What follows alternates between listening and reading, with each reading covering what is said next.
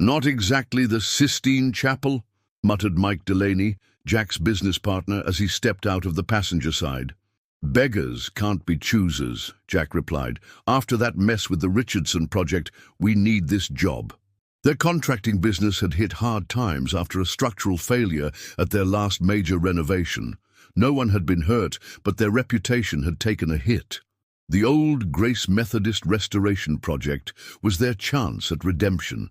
A simple job to shore up the foundation, repair the roof, and bring the historic building back to its former glory. Pastor Wilson greeted them at the entrance, his round face beaming despite the oppressive heat.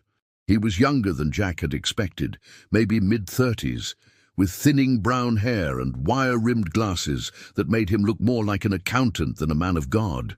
"Mr. Harmon, Mr. Delaney, thank you for coming." He extended a hand. "We're truly blessed to have found you. Not many contractors were willing to take on a project this size with our limited budget." Jack nodded politely. The church committee had indeed been tight with their funds, but he'd bid low, hoping that the prestige of restoring a historic building would lead to more lucrative contracts.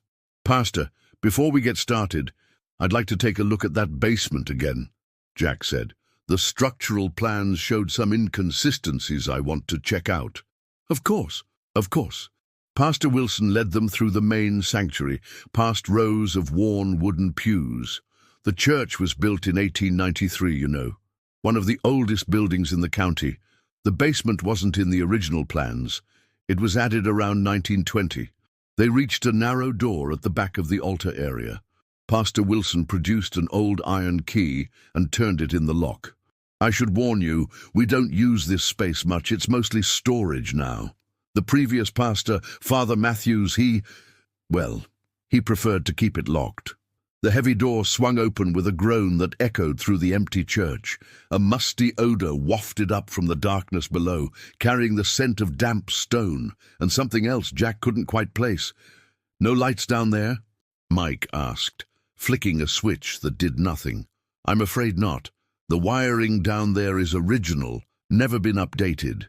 We've been using lanterns when we need to go down." Pastor Wilson handed Jack a flashlight. "I'd join you, but I have a meeting with the choir director in 10 minutes. Just lock up when you're done."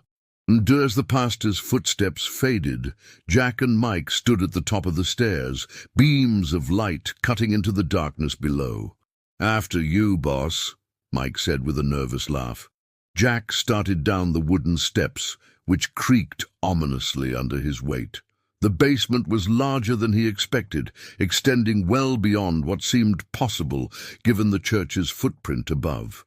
Their flashlights revealed stacks of old hymnals, broken furniture, and cardboard boxes labeled with years going back decades. But it was the far wall that caught Jack's attention, or rather what appeared to be a second doorway, partially concealed behind a bookshelf. "Mike, help me move this," Jack said, already pushing against the heavy shelf. Together, they shifted it enough to reveal a crude doorway cut into the stone foundation, sealed with a more modern door that looked distinctly out of place. "This isn't on any of the building plans," Jack muttered, examining the door. It had no handle, just a deadbolt that required a key. "Maybe it's a utility room," Mike suggested, though his voice betrayed his doubt. Jack ran his fingers along the edge of the door frame, feeling the slight draft coming through. "In a church this old?" "Doubtful." He shone his flashlight on the floor, noticing something etched into the concrete directly in front of the door. Kneeling down, he brushed away decades of dust to reveal what appeared to be symbols, not religious ones, he recognized, but something more intricate and unsettling. "What the hell is that?" Mike whispered, leaning over Jack's shoulder. Before Jack could answer, they heard it, a sound so faint that at first he thought he'd imagined it. A soft scratching from behind the door, like fingernails against wood. Jack nodded, trying to convince himself of the same. Yet something about this hidden room felt wrong. The way it had been concealed, the strange symbols etched into the floor, the fact that it appeared on none of the church's blueprints. "Let's just mark it on our assessment and ask the pastor later," Jack suggested, already backing away. He'd renovated enough old buildings to know that some secrets were best left undisturbed. As they turned to leave, Jack's flashlight caught something on the adjacent wall, a small wooden plaque, darkened with age. He moved closer, wiping away dust to reveal faded lettering. Sealed by order of Bishop Howard, 1956, do not open under any circumstances. Well, that's not ominous at all, Mike said with a nervous laugh. Jack photographed the door and the plaque with his phone, then made a note in his project journal. The scratching sound had stopped, but as they ascended the stairs, Jack couldn't shake the feeling that something was watching them go. Back in the sanctuary, they found Pastor Wilson waiting, his earlier cheerful demeanor somewhat subdued. "Find everything you needed?" he asked, not quite meeting Jack's eyes. "Actually, Pastor, we found something strange. There's a sealed door in the basement with some kind of warning plaque. Do you know what's behind it?" Pastor Wilson's smile faltered for just a moment before returning, tighter than before. "Oh, that old thing. Just a storage area for church records, nothing interesting. The previous pastor was quite superstitious, liked to dramatize things. It looked newer than the rest of the basement," Jack pressed, "and there were symbols carved into the floor." The pastor waved a dismissive hand. "Old churches accumulate all sorts of odd features over the years. Frankly, we don't have the budget to explore every quirk in the building. I hope you'll focus on the structural repairs we discussed." Jack wanted to push further, but the pastor's tone made it clear the subject was closed. They spent the next hour discussing the renovation timeline and budget, yet Jack found his thoughts repeatedly drifting back to that hidden door. That evening, as Jack reviewed his notes at home, his curiosity got the better of him. He called Tom Jenkins, a local historian who had written several books on Millbrook's past. "Old Grace Methodist?" Tom's voice crackled over the phone. "Oh, that place has quite a history, built on the site of a much older church that burned down in 1890. There were rumors, of course." "What kind of rumors?" Jack asked, suddenly alert. "Well, the kind small towns always have about old buildings. People disappearing, strange noises, most of it's nonsense." Tom paused. "Though there was that business in the 50s with Father Matthews." "What business?" "It was hushed up pretty well. All I know is that after a series of incidents, the bishop came from Houston and performed some kind of special service. Father Matthews was reassigned shortly after. Never came back to Millbrook." Jack thought of the plaque, sealed by order of Bishop Howard, 1956. "Tom, do you know anything about a sealed room in the basement? Or symbols carved into the floor?" The line went silent for so long that Jack thought they'd been disconnected. "Tom, you still there?" "Jack, listen to me carefully," Tom finally replied, his voice lower than before. "Some stories are better left in the past. Whatever you found down there, my advice is to brick it up and forget about it." After hanging up, Jack sat in his kitchen, staring at the photos on his phone. The symbols on the basement floor were unlike anything he'd seen before, intricate spirals and angular shapes that seemed to shift and change the longer he looked at them. His phone buzzed with a text from Mike. "Got a weird call from Pastor Wilson, asking if we went into any restricted areas of the church." "What should I tell him?" Jack hesitated, then typed, "Tell him we're just doing our job. We'll be back tomorrow to finish the assessment." That night, Jack dreamed of the basement door. In his dream, he pressed his ear against it and heard not scratching but whispers. Countless voices speaking in unison, too quiet to make out the words, but growing louder with each passing moment. He awoke at 3:17 a.m., sheets damp with sweat, the phantom sound of whispers still echoing in his ears. He told himself he was just being thorough, that checking the basement again was necessary for a complete structural assessment, but deep down he knew it was the door that drew him back. The mystery of what lay behind it, and why someone had gone to such lengths to seal it away. The sanctuary felt different in the early morning light, shadows longer, the silence heavier. Jack moved quickly to the altar and the narrow door that led downstairs. The key turned smoothly in the lock, and he descended into the basement, flashlight in hand. The hidden door looked exactly as it had yesterday, partially concealed behind the bookshelf he and Mike had moved. But in the daylight filtering through the small basement windows, Jack noticed details he'd missed before. The concrete around the door seemed newer than the rest of the floor, and there were what appeared to be burn marks on the wooden frame. He knelt to examine the symbols again, tracing their outlines with his finger. They weren't random as he'd initially thought, but formed a complete circle around the door, a boundary of some kind. Jack's phone rang suddenly, making him jump. It was Mike. "Where are you?" Mike asked. "I'm at the church and Pastor Wilson is here with some guy in a suit. They're asking about us finding something in the basement." "Tell them I'm running late," Jack replied. "I'll be there in 20 minutes.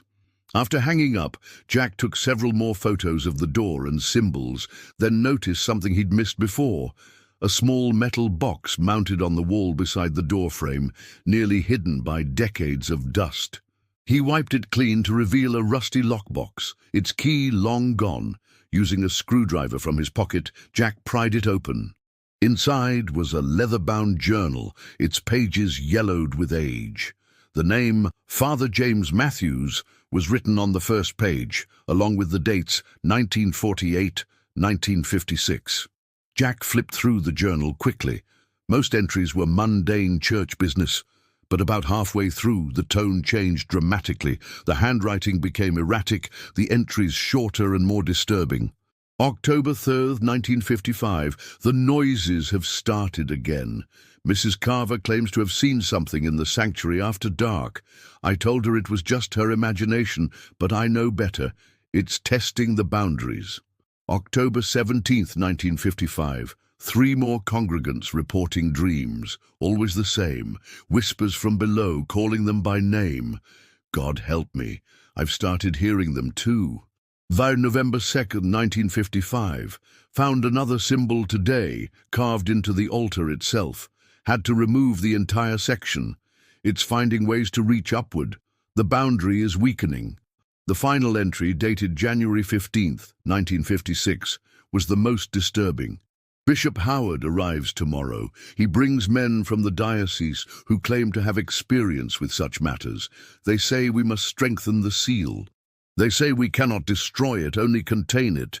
God forgive me for what we've done. God forgive me for what we've hidden here. Jack closed the journal, his heart pounding. Whatever had happened here in 1956, whatever they had sealed away, Father Matthews had been terrified of it. And now, almost 70 years later, Jack couldn't shake the feeling that it was still here, waiting behind that door. He slipped the journal into his jacket pocket and headed back upstairs. As he emerged into the sanctuary, he found himself face to face with Pastor Wilson and a tall, severe-looking man in a dark suit. "Mr. Harmon," Pastor Wilson said, his voice tight. "This is Mr. Reeves from the Diocesan Historical Preservation Committee. He'd like to speak with you about your work in the basement."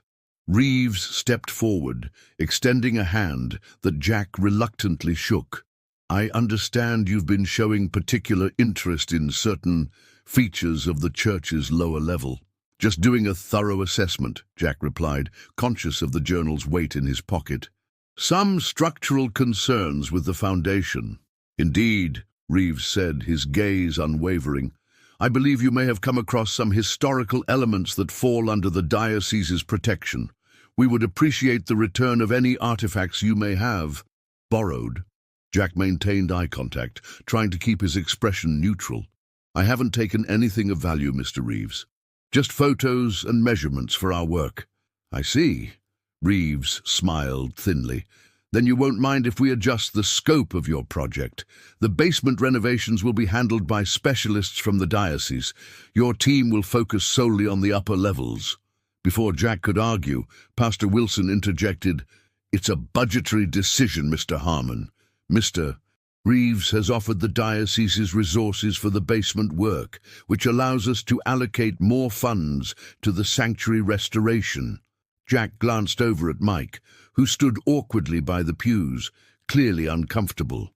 The message was clear: drop it or lose the contract entirely. "Fine," Jack conceded. "We'll revise our proposal to exclude the basement." As they walked out to their truck, Mike hissed, "What the hell was that about? And where were you this morning?"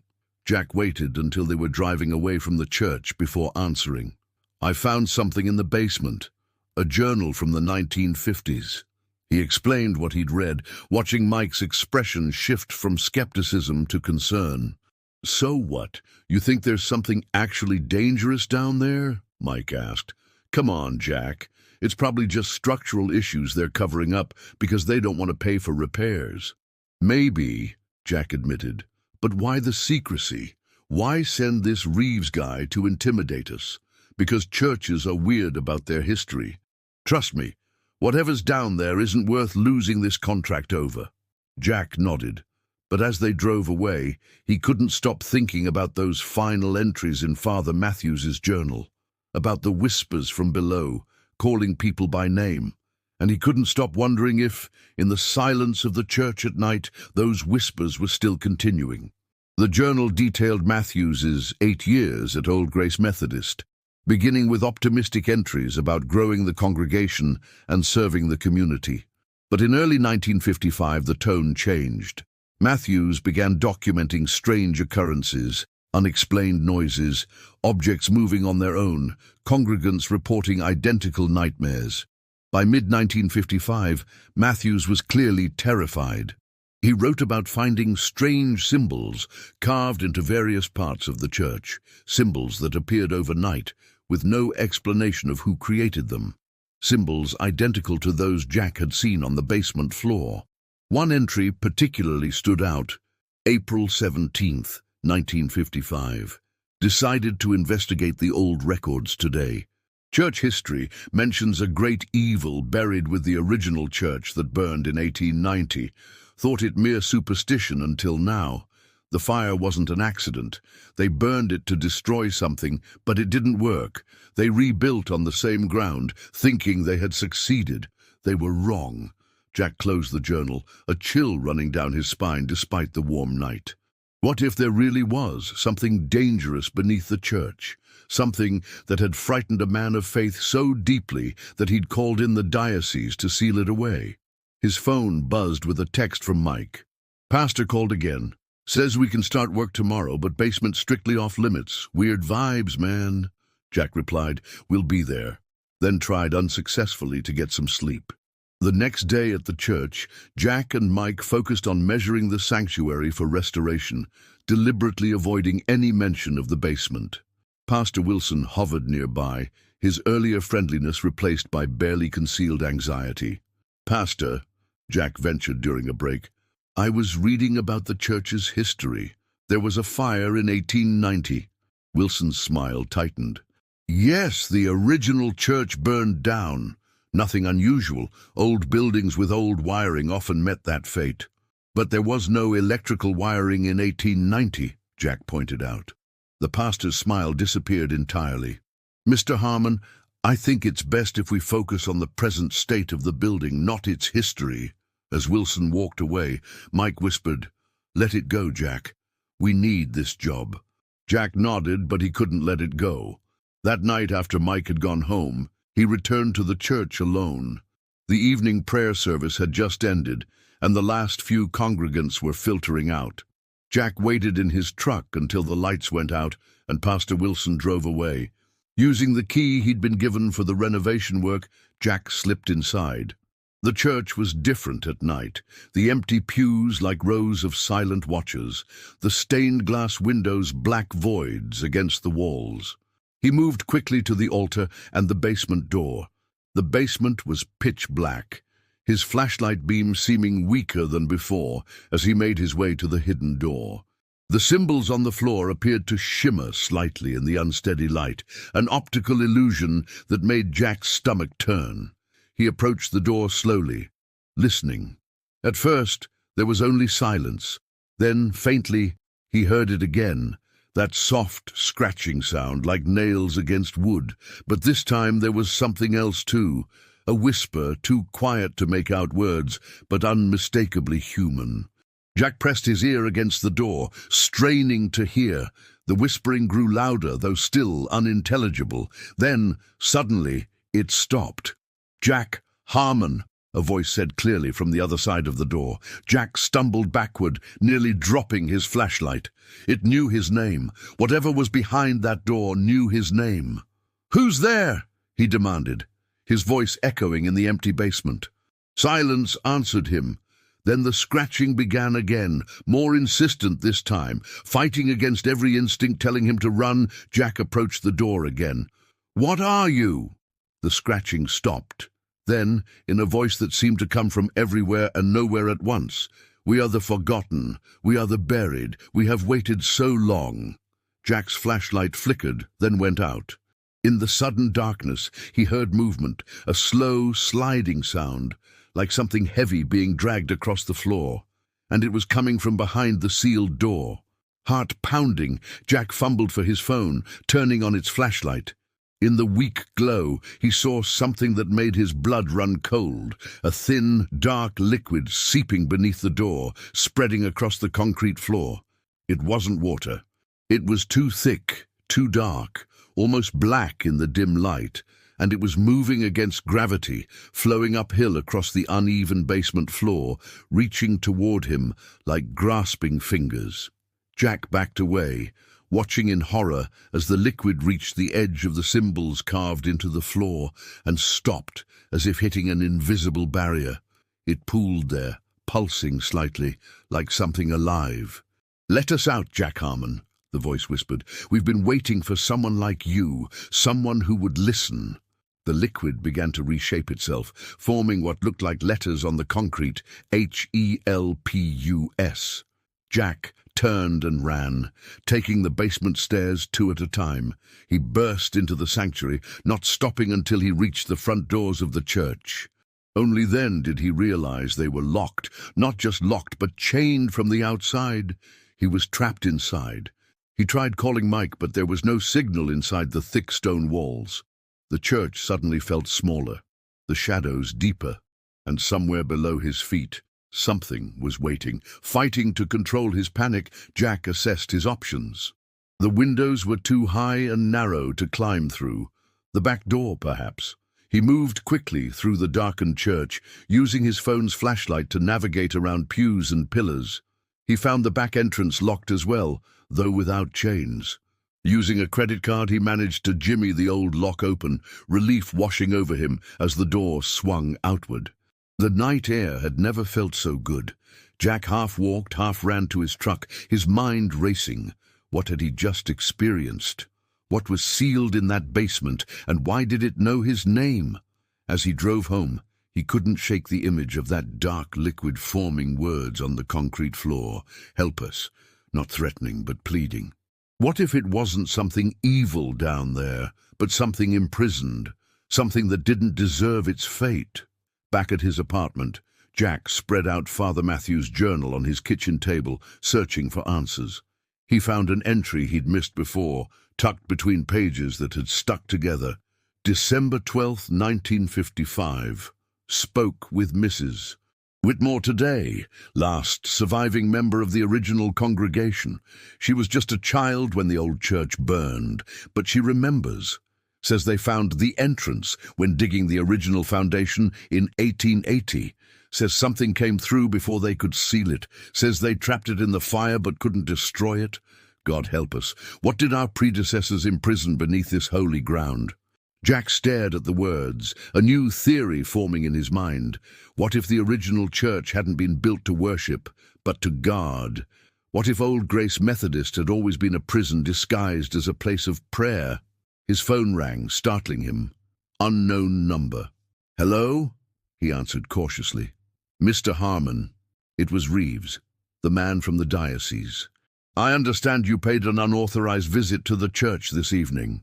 Jack's blood ran cold. "How did you—" "The church has security systems you're not aware of," Reeves cut him off.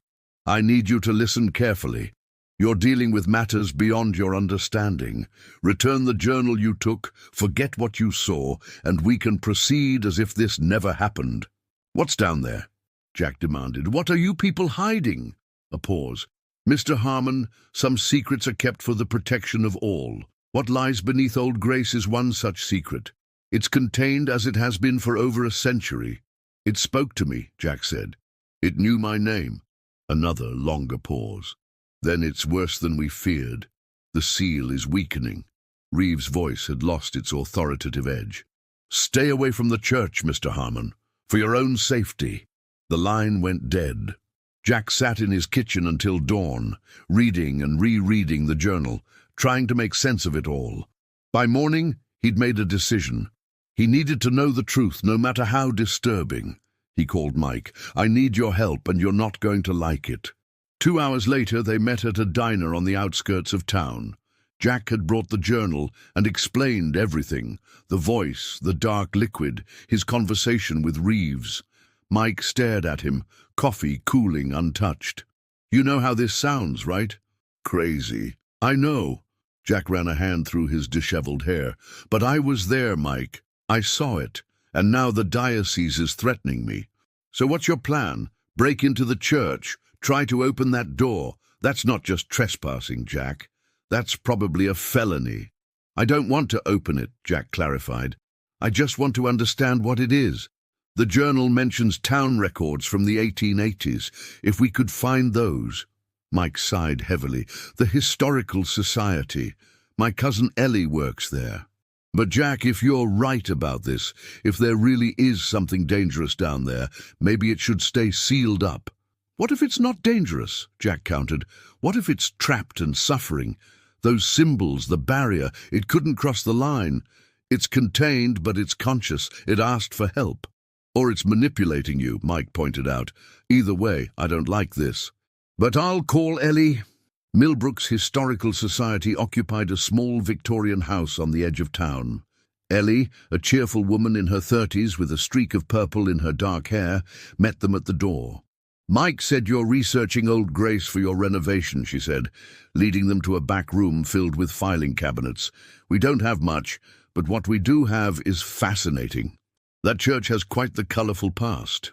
We're particularly interested in the original building, Jack explained, the one that burned in 1890. Ellie nodded enthusiastically. Oh, that's the best part of the story. It wasn't actually a Methodist church originally. It was built by a group that historical records only refer to as the Order of the Eternal Seal. Very mysterious, probably some kind of esoteric Christian sect. She pulled out a folder containing brittle newspaper clippings and handed it to Jack. They purchased the land in 1879, built the church in 1880, and operated it until the fire in 1890. After that, the Methodists bought the property and rebuilt. Jack carefully examined a yellowed photograph showing the original church, a dark, Gothic structure that looked nothing like the simple white building that stood there now. What do we know about this order? Very little, Ellie admitted. They kept to themselves. The newspaper accounts suggest they were viewed with suspicion by the townspeople. There were rumors about strange rituals, people going missing. Jack's fingers froze on a newspaper headline. Tragic fire claims 12 lives at local church. He read the article quickly, his unease growing. According to the report, the fire had started during a special ceremony late at night. 12 members of the order had perished, trapped in the basement. The article noted that the bodies were never recovered, as the basement had collapsed and been deemed too dangerous to excavate. The Methodists built right over it, Ellie explained. Different times, different building codes. Jack exchanged a glance with Mike. 12 people trapped in a basement that was simply built over. 12 voices, perhaps, whispering from behind a sealed door. Did anyone ever investigate what the order was actually doing there? Jack asked. Ellie hesitated, then lowered her voice. This isn't in the official records, but there's a local legend. They say the order didn't build the church to worship God, but to guard something they'd discovered on that land. Something they believed was a doorway to somewhere else. Mike's skepticism was visibly crumbling. And the fire. According to the legend, it was deliberate. A last resort when whatever they were guarding got out of control. She shrugged. But that's just folklore, probably nothing to it. But Jack was already thinking of Father Matthews's journal, of the symbols on the basement floor, of a voice that knew his name and dark liquid that moved against gravity. "Thank you, Ellie," he said, closing the folder. "This has been incredibly helpful." As they left the Historical Society, Mike grabbed Jack's arm. "You're not seriously thinking what I think you're thinking. 12 people, Mike, sealed away for over a century. What if they're still down there somehow? What if they need help? Or what if they're dead, and whatever's down there is just pretending to be them?" Mike countered. "You said it yourself. It's manipulative. It's trying to get out." Jack had no answer for that. Both possibilities were equally terrifying. That night, he dreamed of the basement again. But this time, he was on the other side of the door, trapped in darkness with 11 others, listening to the sounds of construction above as the new church was built over their prison. In the dream, they weren't dead, merely transformed, changed by proximity to something ancient and powerful that they had failed to contain. And in the dream, they whispered a warning. "Don't open the door, Jack Harmon. We chose this prison. We are the seal, not the sealed." He reached for his phone, finding several missed calls from Mike and a text. "Pastor Wilson fired us, says diocese is bringing in their own contractors. WTF did you do?" Jack cursed under his breath. The diocese was moving quickly to shut them out. Whatever was happening at Old Grace, they were determined to keep it hidden. He called Mike back, who answered on the first ring. "Jack, what the hell is going on? Wilson left me a voicemail at 6 a.m. cancelling our contract. Says we violated the terms by accessing restricted areas." "I'm sorry," Jack said sincerely. "This is my fault. But Mike, I can't let this go. Not after what I've seen." "Let what go? Some creaky old basement with weird graffiti? It's not worth tanking our business over." "It's more than that," Jack insisted. "I had another dream last night. The people trapped down there, they're not what I thought. They're not victims. They're guardians. They're keeping something else contained." Mike was silent for a long moment. "Jack, listen to yourself. You're making business decisions based on dreams now. We needed this contract." "I'll make it right," Jack promised. "But first, I need to know the truth." After hanging up, Jack drove to the county records office. If the Historical Society had limited information, perhaps government records would fill in the gaps. He requested any documents related to the church property from 1879 to 1890. The clerk returned with a single folder. "Not much here," she apologized. "A lot of records from that period were lost in the courthouse fire of 1963.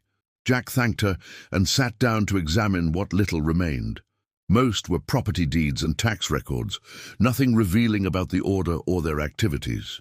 But tucked at the back was a faded map of Millbrook from 1885, showing the original church property. What caught Jack's attention wasn't the church itself, but a notation beside it. "Entrance sealed by order of Mayor Williams, 1879. No excavation permitted." Entrance to what? The map provided no answer, but it confirmed one thing.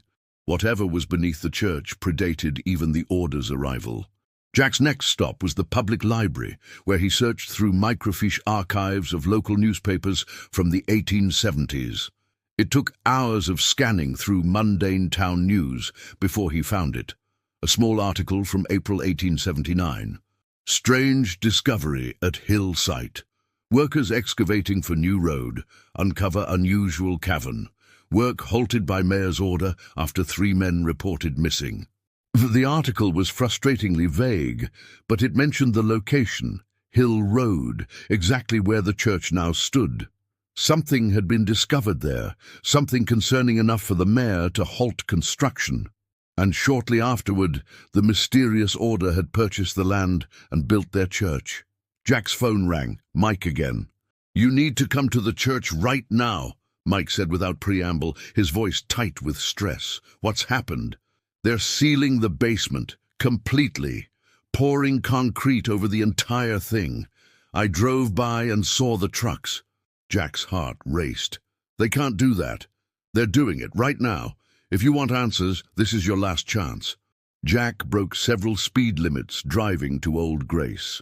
When he arrived, the parking lot was filled with construction vehicles, cement mixers, pickup trucks with diocesan logos, workers in hard hats moving with purpose. Mike was waiting across the street. "They started an hour ago," he said as Jack approached. "That Reeves guy is inside, supervising everything." Jack watched as workers wheeled equipment into the church. "They're destroying evidence." "Evidence of what?" Mike demanded. "Jack, you need to let this go." But Jack was already moving toward the church, determined to see for himself. He approached the main entrance, where a security guard stopped him. "Sorry, sir, church is closed for renovations." Jack thought quickly. "I'm with the contracting company. Just need to grab some measurements we left inside." The guard looked skeptical. "Name?" "Jack Harmon. I was working directly with Pastor Wilson." The guard checked a clipboard. "You're not on my list. In fact, there's a note here specifically saying you're not allowed on the premises." Jack tried a different approach. "Look, I left expensive equipment inside. Just let me grab it and I'll be gone in 5 minutes." "Can't do it, sir. You'll have to contact Mr. Reeves to arrange retrieval of any personal items." Frustrated, Jack returned to where Mike waited. "They won't let me in." "Good," Mike said firmly. "Let's go. Whatever's happening here, it's not our problem anymore." Jack was about to argue when he noticed a side door of the church open slightly. A familiar face peered out. Ellie, Mike's cousin from the Historical Society. "What's she doing here?" Jack whispered. Mike looked surprised. "No idea. Let me text her."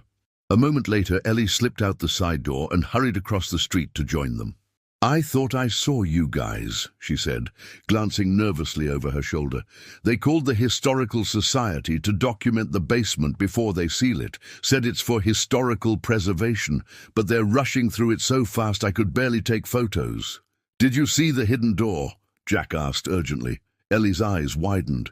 "You know about that?" "Yes, it's the whole reason they're doing this. They're not just filling the basement, they're reinforcing that door with steel and concrete before they cover everything." "Did you hear anything from behind the door?" She hesitated. "I thought I was imagining it, like whispers, but not quite human." Mike ran a hand through his hair, looking increasingly disturbed. "This is insane. All of it." "I need to get in there," Jack said. "Ellie, is there another way?" She nodded slowly.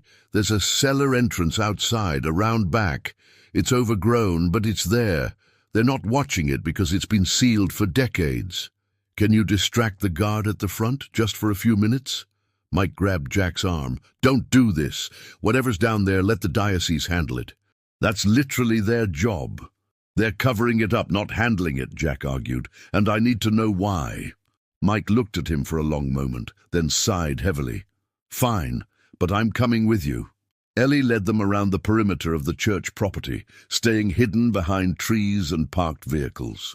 At the rear of the building, almost completely obscured by overgrown bushes, was a slanted cellar door made of weathered wood. "It should lead directly into the basement," she whispered. "I'll go distract the front guard. Give me 2 minutes, then make your move." As Ellie walked away, Mike gave Jack one last chance to reconsider. "We can still walk away from this." Jack shook his head. "I dreamed about them, Mike. The people trapped down there, they said they chose to stay, that they're the seal, not what's being sealed. I need to understand what that means." After Ellie had engaged the guard in conversation, Jack and Mike quickly pulled the cellar doors open. The rusted hinges protested but gave way. Below was a short set of stone steps leading into darkness. "After you," Mike said grimly, turning on his phone's flashlight. The cellar entrance led them into a part of the basement Jack hadn't seen before, a narrow corridor with rough stone walls that looked much older than the church above. The air was thick with dust and the smell of damp earth. They moved quietly, hearing the muffled sounds of construction from the main basement area. Following the corridor, they soon reached a junction where it opened into the larger basement Jack had explored previously. Peering around the corner, they saw workers setting up steel reinforcement around the hidden door. Reeves was there, directing the operation with tense efficiency. "We need to get closer," Jack whispered. "See if we can hear anything." "How?" "There are at least 6 guys over there." Jack pointed to a stack of storage boxes nearby. "We can use those for cover. When they move to the other side of the room, we'll sneak over." It was a risky plan, but they managed to work their way closer, hiding behind decades of church storage as the workers focused on their task. Soon they were close enough to see the symbols on the floor, and to Jack's shock, they were glowing faintly, pulsing with a dim blue light. "You see that?" he whispered to Mike, who nodded, his skepticism finally fully shattered. Reeves was speaking to one of the workers. "The concrete needs to be poured immediately after the blessing. Bishop Callahan will perform the ritual at noon. Until then, no one approaches the door without proper protection." "Protection?" the worker asked. Reeves pointed to amulets hanging around the necks of several workers, small silver symbols that matched those on the floor. These were consecrated specifically for this purpose. They prevent influence. From their hiding place, Jack could now see the door clearly. The dark liquid he'd witnessed before was seeping through more steadily now, forming a growing puddle that stopped precisely at the edge of the glowing symbols. And then he heard it again. The whispers, louder than before, as if multiple voices were speaking simultaneously.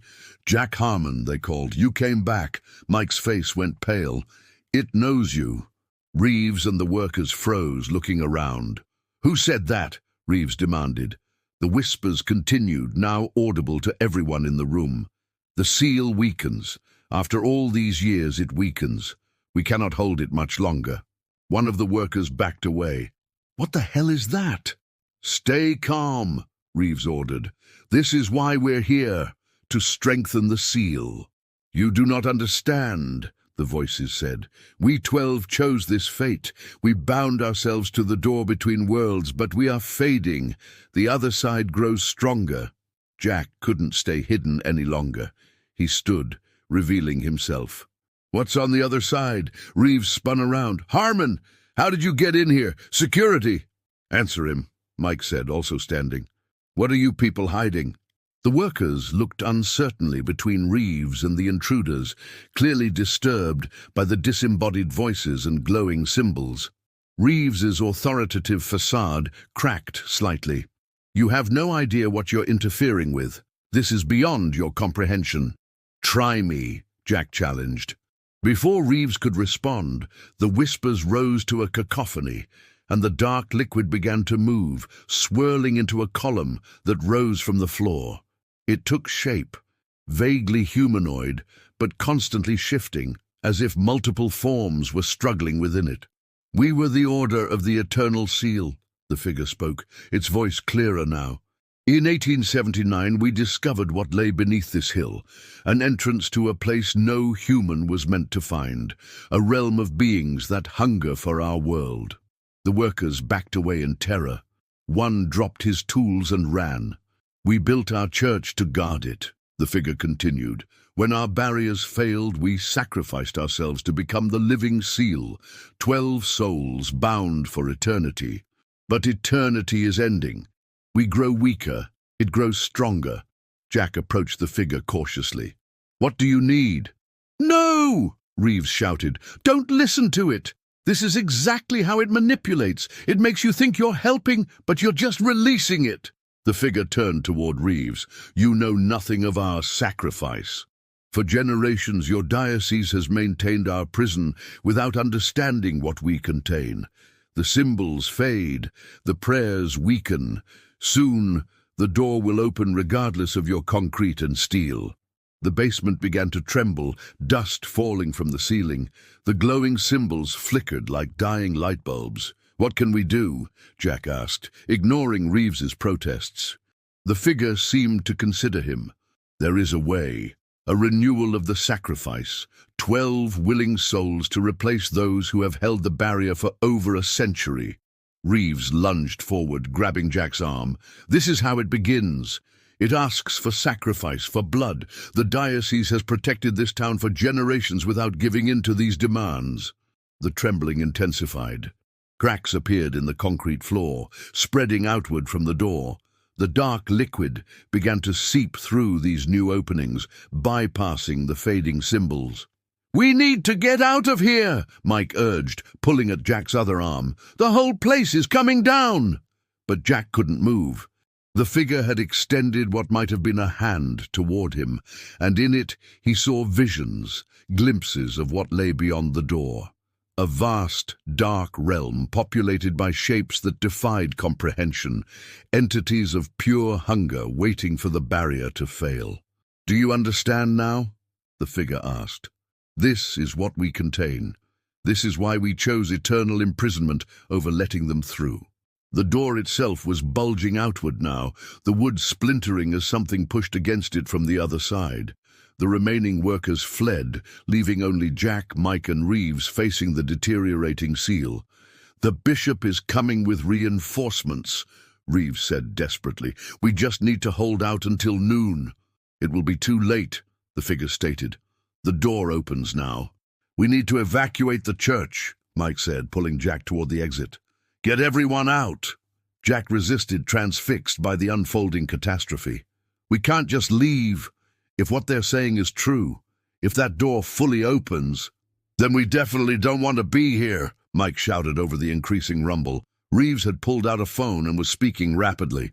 "Emergency Protocol Delta.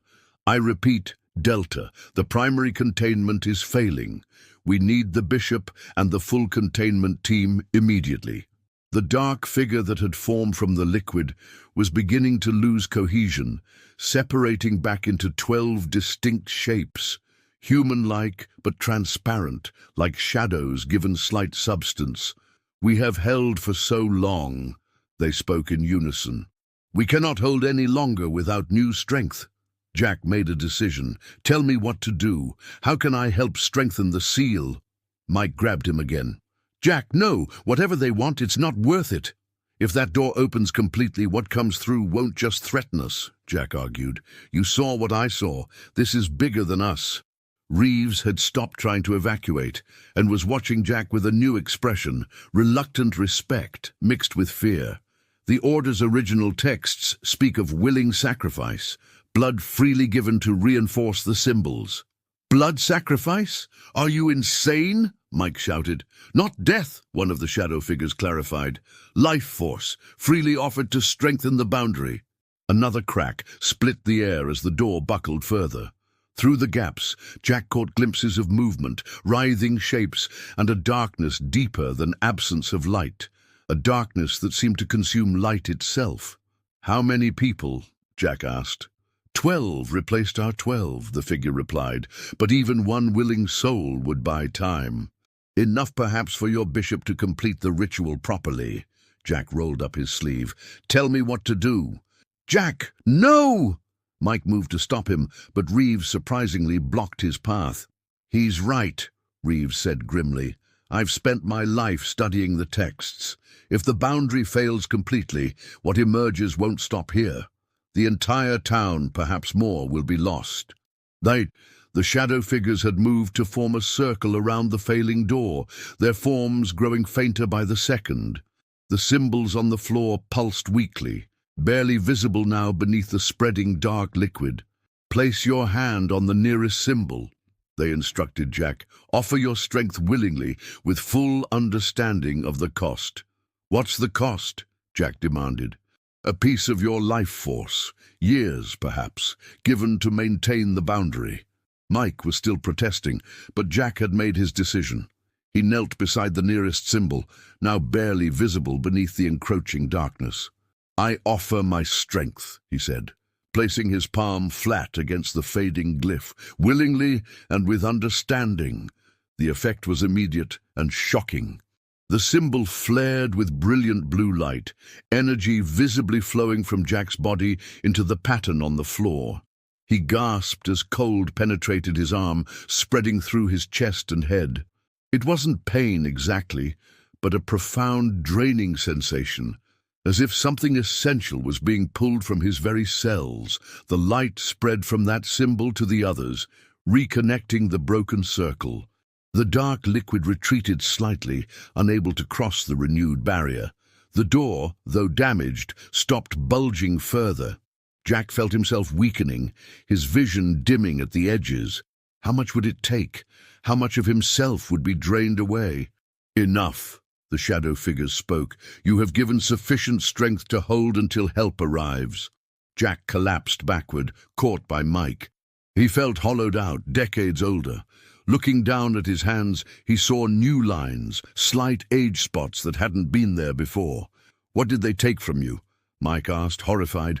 Time, Jack whispered, his voice slightly rougher than before. Just a little time. Reeves was staring at him with undisguised amazement. I've read about this in the ancient texts, but I've never seen it. A willing sacrifice, freely given. The shadow figures had regained some definition, their forms slightly more substantial. We thank you, Jack Harmon. Your sacrifice has renewed our strength, if only temporarily. Jack struggled to sit up, feeling like he'd aged years in seconds. What happens now? Now we wait for your bishop, they replied. With the boundary reinforced, his ritual will be effective. The seal can be properly restored. The basement had stopped shaking, though the door remained cracked and damaged. Through the gaps, Jack could see only darkness now. The entities on the other side had retreated, temporarily thwarted by the strengthened barrier. You'll need to leave before the ritual begins, Reeves told Jack and Mike. It's not safe for the uninitiated. Jack nodded weakly. Just promise me something. Don't just cover this up again.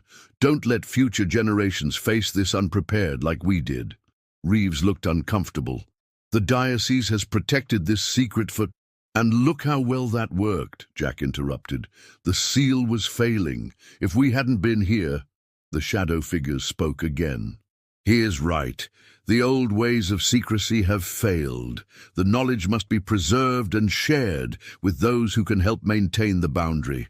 Before Reeves could respond, they heard footsteps on the basement stairs.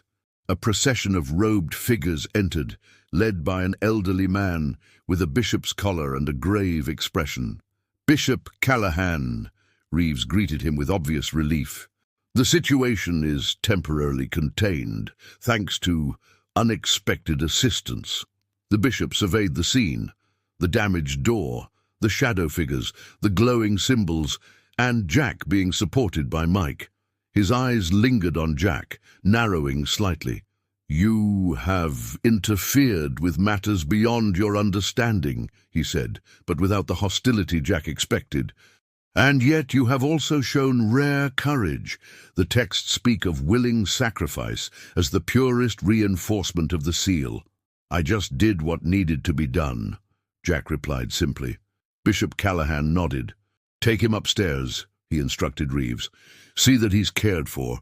We will perform the ritual now, while the boundary is strengthened. As Mike helped Jack toward the stairs, the shadow figures called out one last time. Remember us, Jack Harmon. Remember that some prisons protect the jailers as much as they confine the prisoners. Outside the church, in the clear morning light, Jack sat on a bench while Mike hovered anxiously nearby. Jack examined his hands again, the new wrinkles, the slightly pronounced veins. He didn't know exactly how much time he'd sacrificed, but he could feel the difference in his body. Was it worth it? Mike asked quietly. Jack thought about what he'd glimpsed beyond the door, the hungry darkness waiting to consume everything it touched. Yes, he said finally, some prices have to be paid. And they watched as more diocesan officials arrived, entering the church with purposeful strides. Whatever ritual they were performing, Jack hoped it would be more effective than the last one. But he also knew the truth now. No seal lasted forever. Eventually, another Jack Harmon would stand before that door, facing the same choice. Ellie joined them, her face pale with concern. What happened down there? The workers came running out like they'd seen ghosts. In a way they did, Jack said. Guardians who've been holding back something terrible for over a century. Are you okay? You look different. Jack managed a tired smile. I gave something to help them. Time will tell if it was enough. As they spoke, the ground beneath them trembled slightly, then stilled. From inside the church came a brief flash of blue light, visible even through the stained glass windows. I think they did it, Mike said. Whatever ritual they were performing. Jack nodded. For now. He hadn't been back since that day. His recovery had been slow, his body adjusting to its artificially advanced age. The doctors were baffled by his condition. All tests showed he was perfectly healthy, just older than his chronological age suggested. He'd told no one the truth except Mike, who still had trouble believing what they'd witnessed. Pastor Wilson spotted him from the church steps and walked over, his expression guarded but not hostile. "Mr. Harmon, I didn't expect to see you here." "And dude, just checking on your renovations," Jack replied. "The new contractors did a good job." Wilson nodded. "The diocese was very thorough, especially with the basement." They stood in awkward silence for a moment. Jack knew the pastor had been sworn to secrecy about what happened, probably told some sanitized version that omitted the truth. "Do you know what you were sitting on top of all these years?" Jack finally asked. Wilson hesitated, then sighed. "They told me some of it, enough to give me nightmares." He looked at Jack curiously. "Is it true what they say, that you offered yourself to strengthen the seal?" Jack was surprised the bishop had shared even that much. "I did what anyone would do faced with what I saw." "Not anyone?" Wilson said quietly. "The diocese has changed its approach because of you. Selected members of each congregation that guards a seal are now being informed, trained. No more secrets, at least not complete ones." It was a small victory, Jack supposed. Better than nothing. And the basement? Filled with blessed concrete, reinforced with steel. The symbols have been recarved on the foundation stones. Bishop Callahan himself returns monthly to perform strengthening rituals. Wilson managed a weak smile. "We pray over it daily. All of us, though most don't know exactly what they're praying for." Jack nodded. It was the best that could be hoped for. Vigilance instead of ignorance. Preparation instead of fear. "You know," Wilson added, "there's a place for you in our congregation if you'd like. The bishop specifically mentioned it." Jack considered the offer. After what he'd experienced, faith came easier to him now. Not because he'd seen proof of God, but because he'd seen proof of forces beyond human understanding. If darkness existed in such potent form, perhaps light did too. "I'll think about it," he promised. As Wilson returned to his duties, Mike pulled up in his truck. They had a new renovation project starting today. A simple house flip, nothing historic, nothing with a basement. Just the kind of straightforward work Jack needed. "You okay?" Mike asked as Jack climbed in. Jack glanced back at the church one last time. Beneath its peaceful exterior, 12 shadow figures stood eternal guard over a damaged door, reinforced by a piece of Jack's own life force. They would hold the boundary for another generation, perhaps longer. "Yeah," he said finally. "I'm okay." They drove away, leaving Old Grace Methodist behind. But Jack knew he would return eventually. What he'd given to the seal connected him to it now, a bond that couldn't be broken by distance or time, and sometimes in his dreams he still heard the whispers, not threatening now, but grateful. 12 voices that had stood guard for over a century, no longer alone in their eternal vigil. "We remember you, Jack Harmon," they would say, "and we are stronger because of you." He'd returned to work, focusing on small projects with Mike.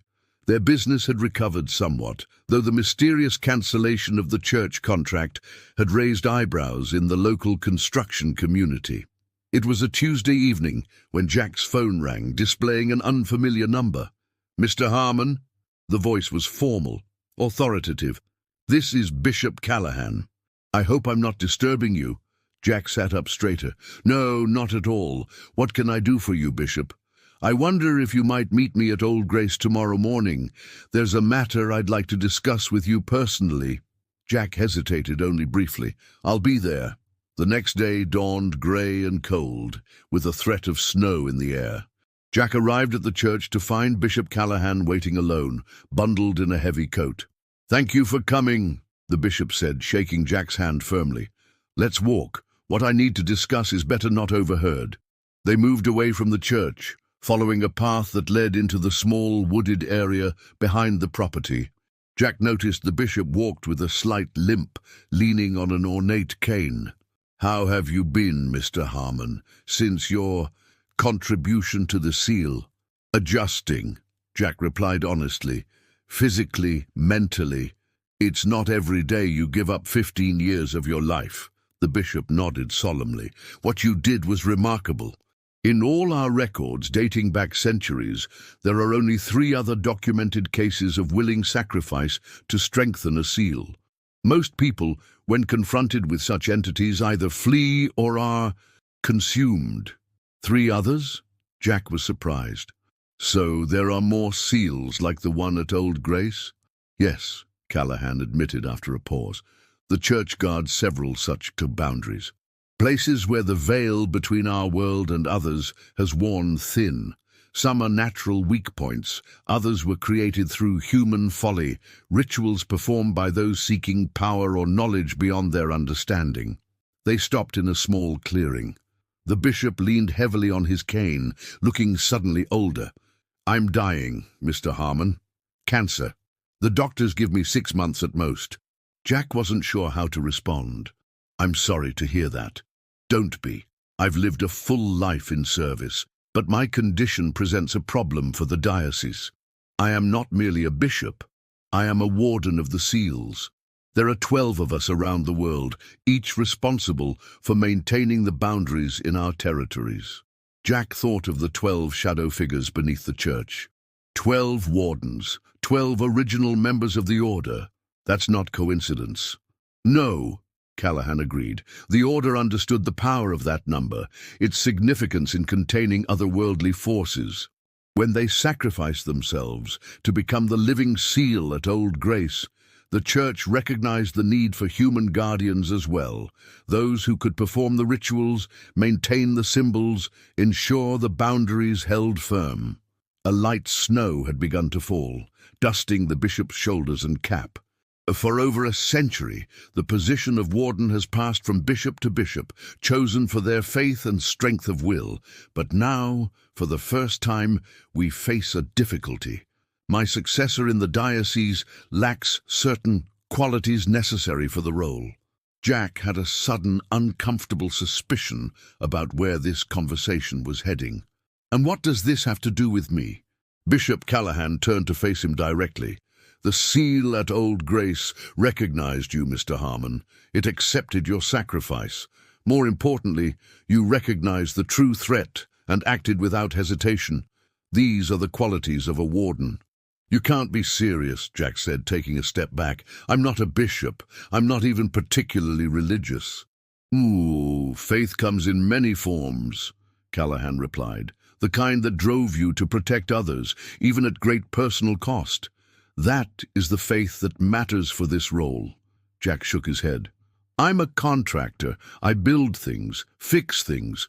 I don't perform rituals or guard mystical boundaries. And yet, when faced with an ancient horror, you did exactly that." "Nay."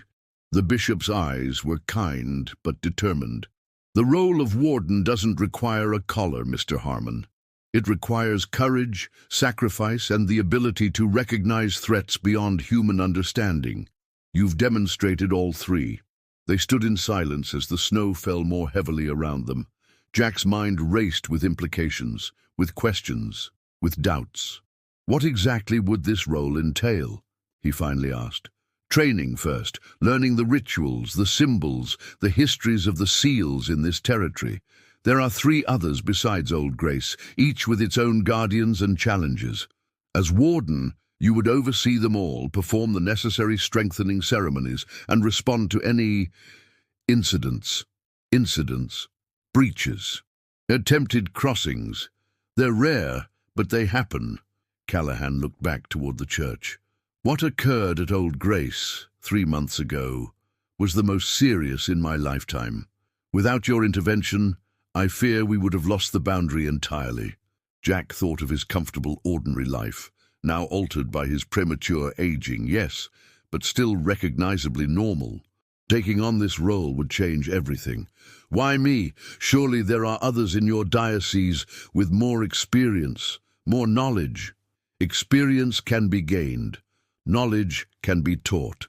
The bishop tapped his chest. What cannot be taught is the instinct you showed, the immediate recognition of what needed to be done, and the willingness to do it regardless of personal cost.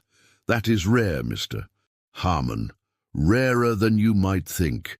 A gust of wind swirled snow around them, momentarily reducing visibility.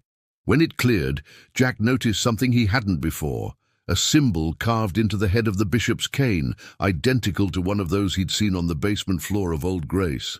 "I don't have to decide right now, do I?" Jack asked. "No, but soon. My condition progresses rapidly."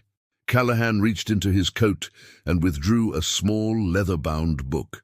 "This contains the basic knowledge you'll need to consider your decision. Read it, reflect on it, then call the number on the last page."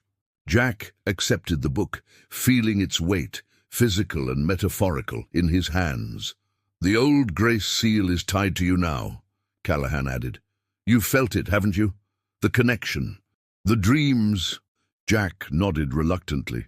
Almost every night since the incident, he'd dreamed of the 12 Guardians, felt their presence at the edges of his consciousness. That connection will only strengthen with time. You're already part of this, whether you accept the mantle of warden or not. They walked back toward the church in silence, the snow crunching beneath their feet. At the edge of the property, Bishop Callahan stopped. "Whatever you decide, Mr. Harmon, know that you've already earned the gratitude of those who understand what was at stake. Not many would have done what you did." As Jack drove home, the leather book sat heavily on the passenger seat beside him. His life had already changed irrevocably once because of what lay beneath Old Grace Methodist. Now he faced another choice, to embrace this strange new path or try to return to normality, knowing what he now knew about the world. That night, for the first time, his dreams changed. Instead of the 12 Guardians beneath Old Grace, he saw other places. A cave entrance in a remote mountainside, sealed with similar symbols. An ancient well in what appeared to be a European village square, its cover marked with warnings. A section of New York subway tunnel, abandoned and walled off decades ago. In each location, he sensed the same presence. The hungry darkness pushing against thin boundaries, testing for weakness, patient in its ancient malevolence. And in each place, he saw guardians, some living, some like the shadow figures beneath Old Grace, maintaining their endless vigil against forces that would consume our world without thought or mercy. He awoke understanding that Bishop Callahan had shown him the truth. He was already part of this hidden war, whether he accepted the title of warden or not. The only question was whether he would face it prepared or remain ignorant until the next breach occurred. Jack reached for the leather book on his nightstand and began to read.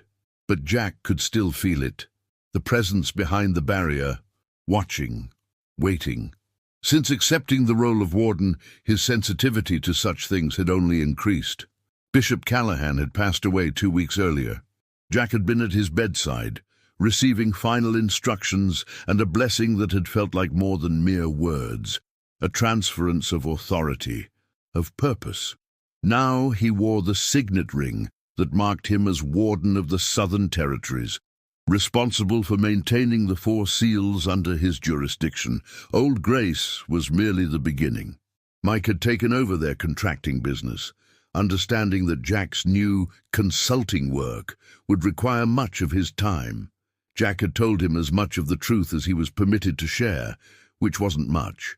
Their friendship had cooled somewhat, an inevitable consequence of the secrets Jack now kept. As he completed the monthly strengthening ritual at Old Grace, Jack sensed the 12 Guardians gathering around him, their presence stronger than before. Since becoming warden, he could sometimes see them, even while awake, shadow figures at the corner of his vision, watching over their prison and its newest keeper. "The boundary holds," they whispered in unison. "For now." "How long?"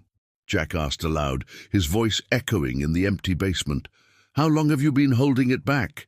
"Since before your grandfather's grandfather drew breath," they replied, since we discovered what sleeps beneath this hill and chose to contain it rather than let it devour your world." Jack nodded. In the month since accepting this role, he'd learned more about the Order of the Eternal Seal, their discoveries, their sacrifices, their ultimate choice to become living guardians when all other methods failed. And how much longer can you hold? The shadows seemed to confer among themselves, a whispered conversation just beyond his hearing. Finally, they answered, "With your help, with the rituals properly maintained, perhaps another century. Without them, far less." It wasn't the answer Jack had hoped for, but it was honest. Nothing lasted forever. Not seals, not barriers, not even the dedication of 12 souls who had given up their humanity to protect a world that had forgotten them. But for now, it was enough. The seal held. The darkness remained contained, and Jack Harmon, once just a contractor with dreams of restoring old buildings, had found a new purpose, preserving the boundaries between worlds, maintaining the ancient wards, ensuring that what lurked behind sealed doors remained there. As he completed the ritual and prepared to leave, Jack placed his hand against the false wall that concealed the original door. Through it, he could feel the damaged wood, the strengthened barrier, and beyond that, the patient malevolence that waited. "Sleep well," he murmured, not to the guardians, but to what they contained. "Keep dreaming your dark dreams behind your sealed door. As long as I stand as warden, you will not wake." He felt, rather than heard the response, a subtle pressure against the barrier, acknowledgement from something ancient and alien that recognized a new adversary. The game would continue as it had for generations. Containment versus freedom, light versus darkness, the seal against what it sealed. Jack Harmon turned and walked up the basement stairs, closing and locking the door behind him. Outside, the Texas sun shone brightly, warming his prematurely aged face. He looked older now than his actual years, bearing the physical mark of his sacrifice along with the invisible burden of his new role. But as he drove away from Old Grace Methodist Church, he felt something he hadn't expected when he'd first accepted this position. Purpose. Perhaps even peace. The contractors had opened a basement door and run without looking down. Jack Harmon had seen the truth behind the veil of ordinary reality, and instead of running, he had chosen to stand guard. Some doors, once opened, changed everything, and some people once changed found their true calling in ensuring those doors remained forever closed.